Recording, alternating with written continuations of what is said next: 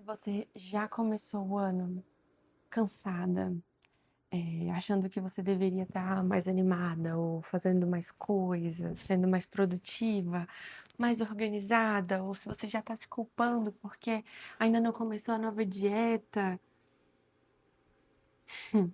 relaxa.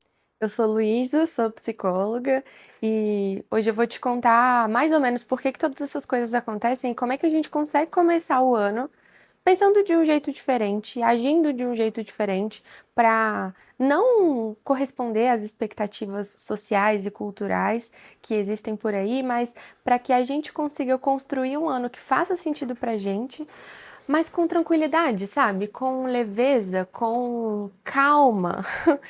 Por favor, com calma. E que a gente consiga ter um pouquinho também de autocompaixão ao longo do nosso processo. A virada do ano é um momento que é emocionalmente carregado. É um momento em que existe uma pressão cultural, uma pressão social para que a gente mude completamente, para que a gente recomece, para que a gente desenvolva uma versão de nós mesmas que seja melhorada. É, e isso também inclui, né, a nossa relação com o nosso corpo e a nossa relação com a comida. Por que será, né, que a gente cai nessa armadilha, de pensar que tudo tem que ser perfeito, que a gente tem que ser a nossa melhor versão logo assim, dia 1º de janeiro. E na TCC, na terapia cognitivo-comportamental, a gente tem um conceito que chama pensamento dicotômico, ou o famoso 880. Ele diz pra gente que se a gente não fizer tudo perfeito, então não vai dar certo, não vale a pena, né, então não vou dar conta. E, na verdade, essa é uma grande farsa, né, do nosso pensamento, porque o que a gente precisa aprender a fazer é, de fato, testar, começar devagar. E aí, a partir disso, a gente ir entendendo o que tá dando certo e o que não tá, para poder começar, para poder ir ajustando. E quem sabe em algum momento ali, meados de março, abril, maio, a gente já tá conseguindo fazer seja lá o que for, de um jeito mais adaptado, de um jeito que funciona pra gente, né? Não de um jeito que funcione para outras pessoas ou socialmente, né? Enfim.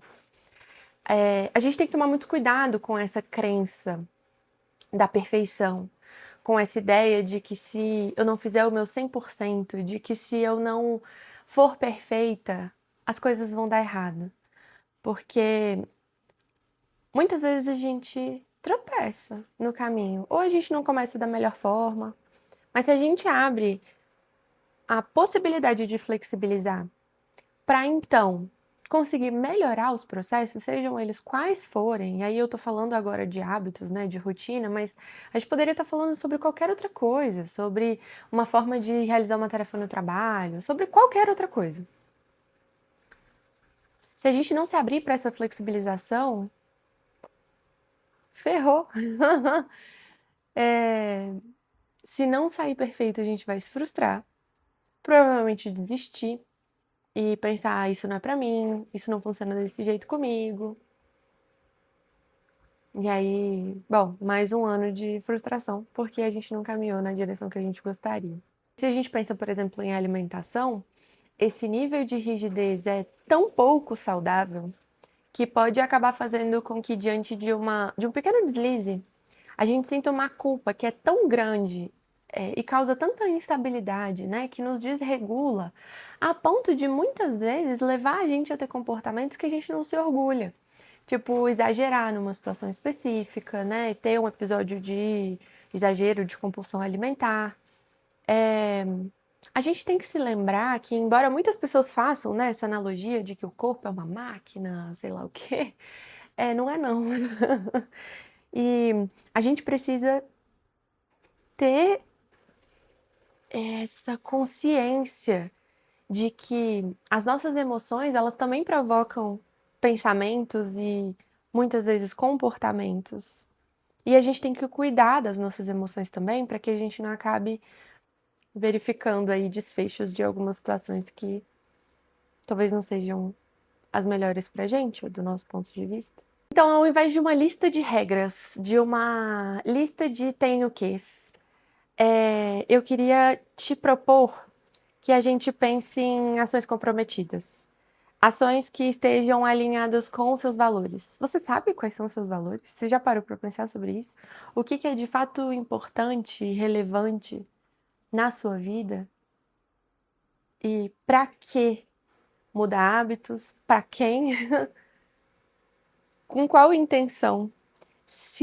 E até assim, se conectar aos seus valores vai fazer com que essas ações sejam muito mais cuidadosas, muito mais gentis e sejam muito mais fáceis até de serem executadas.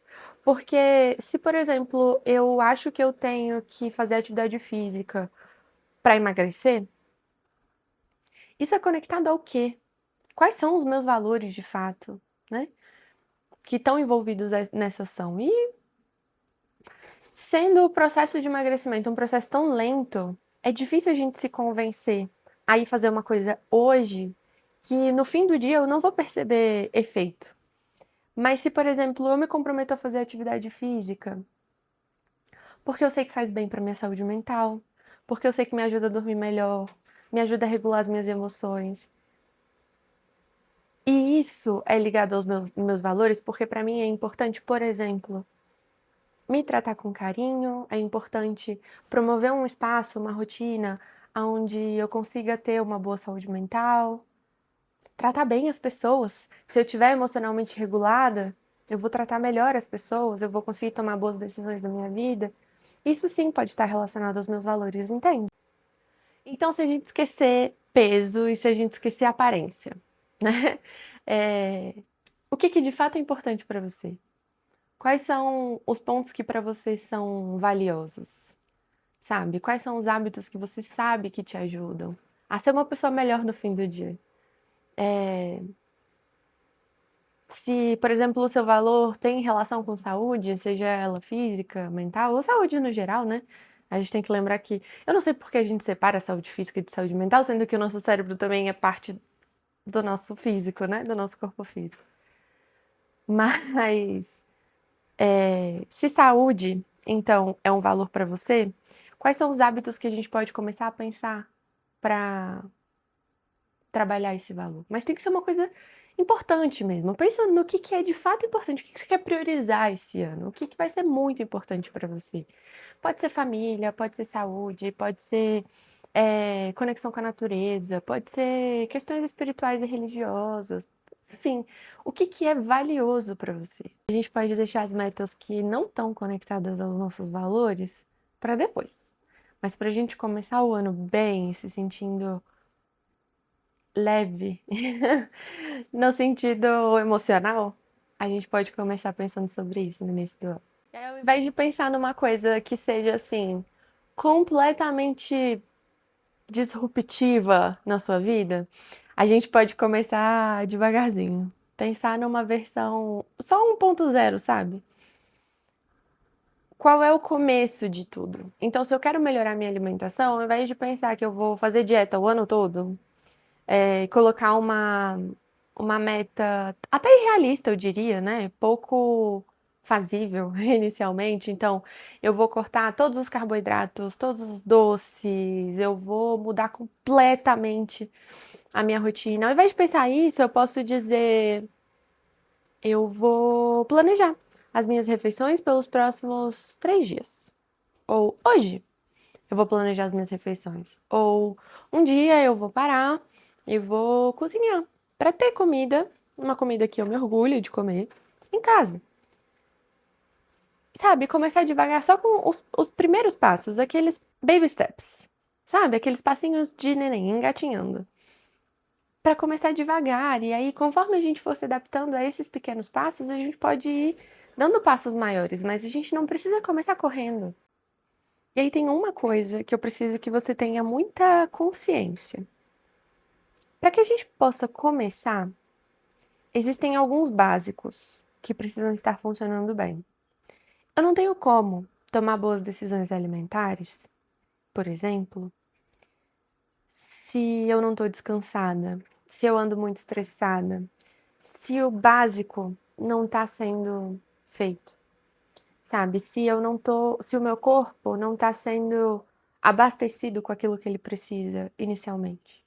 Então, eu preciso que você esteja dormindo o suficiente, que você esteja se hidratando o suficiente e dando para o seu corpo o que é suficiente para ele funcionar. A minha intenção com esse vídeo é que você consiga começar o ano um pouco mais flexível e que você consiga se perdoar quando as coisas não saírem conforme o planejado. E no momento seguinte, começar de novo. Não desistir de você, sabe? Porque é um processo que é tão comum que aconteça. A gente coloca uma meta e na primeira topada do dedão, né? No primeiro deslize, a gente desiste, mas eu quero muito que você pense sobre os seus valores e sobre aquilo que é importante pra você, porque assim a gente consegue fazer por amor. A mudança por amor, não por ódio, por raiva, por desgosto, por comentários de outras pessoas, por desejo de outras pessoas, por expectativas sociais. A gente faz por cuidado, por conexão, por propósito. Então, bom, qual que vai ser o seu primeiro passo para começar esse ano de um jeito mais gentil, de um jeito mais acolhedor com você? E não precisa esperar a próxima segunda-feira. Se a gente pensar no 1% mínimo para chegar onde você quer, do que você precisa hoje? O que você pode fazer hoje em 5 minutos que te aproxima dessa ação conectada aos seus valores? Às vezes a gente precisa respirar e se observar e perceber que a gente está com fome, com sede. E como eu tenho uma ação valorosa, né? Diante daquilo que o meu corpo precisa agora, hoje. Se você quer ter um ano calmo, um ano gentil, um ano com um pouquinho mais de autocuidado, autocompaixão, esse recomeço também tem que ser gentil.